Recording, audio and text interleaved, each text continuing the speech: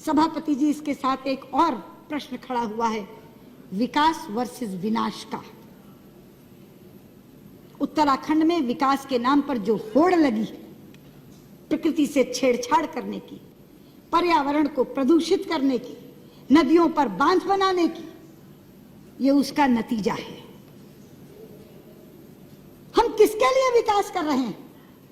हम अरबों खरबों रुपया खर्च करके विकास करते जाते हैं। प्रकृति एक दिन क्रोधित होती है और ऐसी विनाश लीला करती है कि सब कुछ तबाह कर जाती है। कब आंखें खुलेंगी हमारी? क्या इस त्रासदी के बाद भी नहीं? क्या इस आपदा के बाद भी नहीं? वहां एक धारी देवी का मंदिर है, उत्तराखंड की रक्षक कहा जाता है उनको।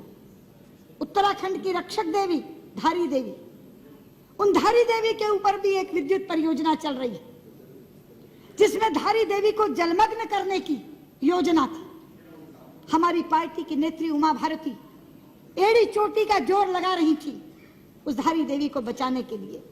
एक एक के घर जाती थी। आडवाणी जी के नेतृत्व में प्रतिनिधिमंडल लेकर के, मुझे साथ लेकर के प्रधानमंत्री जी के पास गई थी। पर्यावरण मंत्री से सैकड़ों बार मिली थी। हमें प्रधानमंत्री जी ने आश्वस्त किया, हमें पर्यावरण मंत्री ने आश्वस्त किया, किसी भी कीमत पे धारी देवी वहां से हटाई नहीं जाएंगी। धारी देवी की मूर्ति अलग है, मगर धारी देवी वो शिला है जिस शिला को बचाने के लिए हम कह रहे थे। लेकिन सभापति जी, आप जानते हैं ये मात्र संयोग नहीं है। मैं सदन के लोगों को बताना चाहती हूँ, उधर 16 जून को धारी देवी जलमग्न हुई। उसी दिन धारी देवी जलमग्न हुई और इधर केदारनाथ में जल प्रलय आया, जो ऐसा जल प्रलय आया जो हजारों जिंदगियों को लील गया, जो एक विनाश की लीला करता हुआ चला गया। हमारे शास्त्रों में एक श्लोक है, अपूज्याम यत्र पूज्यन्ते पूज्यानां तु व्यतिक्रमा त्रीणि तत्र भविष्यन्ति दुर्भिक्षम मरणम भयम। जहां अपूज्य लोगों की पूजा होती है मगर पूज्यों का तिरस्कार होता है, वहां 3 चीजें घटती हैं, अकाल, मौत और भय। ये वहां की पूज्या उत्तराखंड की रक्षक देवी धारी देवी का तिरस्कार हुआ और तीनों चीजें आ गई। लोग भुखमरी से भी मर रहे हैं, मौत का भी तांडव हो रहा है और भय भी वहां व्याप्त है।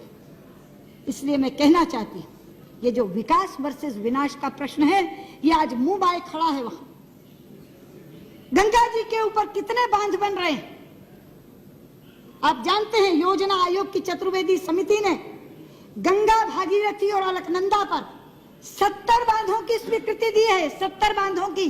आज रेवती रमन जी यहां बैठे नहीं है, 2-2 बार चर्चा कराई है इस सदन में उन्होंने। हम सब सांसदों को साथ लेकर प्रधानमंत्री जी के पास जाते हैं। सभापति जी, गंगा हमारे लिए साधारण नदी नहीं है, गंगा हमारे लिए मां है। पता नहीं आप उस दिन थे सेंट्रल हॉल में कि नहीं, मुझे आश्चर्य मिश्रित हर्ष हुआ था। इतना हर्षित हुआ था मन, जापान के प्रधानमंत्री ने केंद्रीय कक्ष में संसद के दोनों सदनों के सांसदों को संबोधित करते हुए जब गंगा जी का नाम लिया था तो गंगा मैया कहा था। वो लोग हमारी भावना की कद्र करते हैं, वो हमारी आस्था की कद्र करते हैं। वो गंगा जी को गंगा मैया कहकर संबोधित करते हैं और हमारे लोग गंगा मैया को सुरंग में डालने की योजना बना रहे हैं। गंगा जी की धारा अविरल बहे, गंगा जी की धारा निर्मल बहे, इसके लिए हम लोग प्रयास में लगे हुए हैं। लेकिन गंगा जी को जो लोग सुरंग में डालना चाह रहे हैं, उस उत्तराखंड के लोगों को इस तरह की आपदाएं सहनी पड़ रही हैं, जिसका शिकार पूरे का पूरा देश बनता है। इसलिए मैं आज यहाँ खड़ी होकर ये कहना चाहती हूँ, धारी देवी को पुनर्स्थापित करने का काम करिए। मैं यहाँ से मांग करती हूँ, गंगा मैया पर बनने वाले सारे बांधों को निरस्त करिए। जितना मर्जी पैसा उस पर खर्च हो चुका होगा, जो पैसा आपके राहत और पुनर्वास पे खर्च होने वाला है वो उससे कहीं कम होगा। जितना मर्जी पैसा खर्च हो गया हो, मत दिखाइए हमें वो एस्टिमेट्स, मत बताइए कि इतना पैसा खर्च हो गया। अमूल्य जिंदगियां जा रही, खत्म हो रही हैं। पूरे का पूरा उत्तराखंड आज विप्लव की कगार पर खड़ा है। इसलिए मैं आपसे कहना चाहती हूं, गृह मंत्री जी, गंगा मैया पर बनने वाले सारे बांध निरस्त कर दीजिए, धारी देवी को पुनर्स्थापित करिए।